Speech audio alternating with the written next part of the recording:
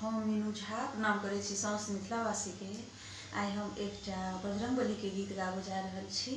नीक लागत लाइक जरूर करब और निवेदन हुनका से जे बाकी छी वो हमर चैनल मैथिली गीत माला के जरूर सब्सक्राइब करी और जे कऽ चुकल छी हुनका बहुत बहुत धन्यवाद।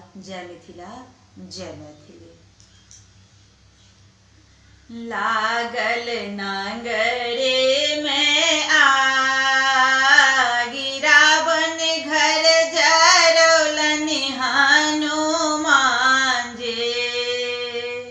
लागल नांगरे में आगी, रावण घर जरौलन हनुमान जी।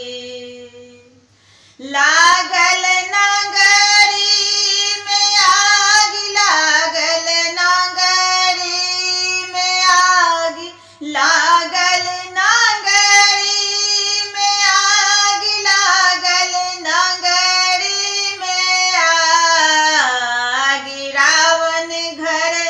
जरौलन हनुमान जे।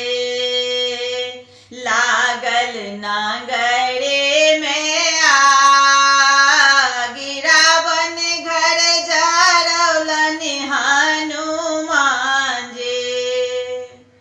बजरंगी के पकड़लक रावण के सेना, पुछड़े में आगी लगाए देलक सेना।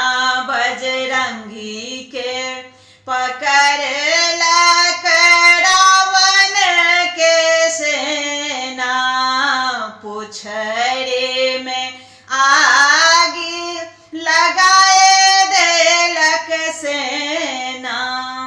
लंका के केलनि राख हो लंका के केलनि राखी, रावण घर जरौलन हनुमान जे। लागल नांगरी में आगी, रावण घर जरौलन हनुमान जी। राम भजन जे केलनि दिन रतिया, ताहि तापे बचलन विभीषण जी के कुटिया।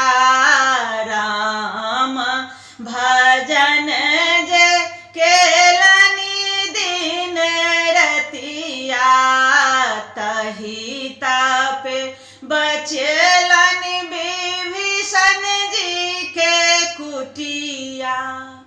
रामक महिमा अपार हो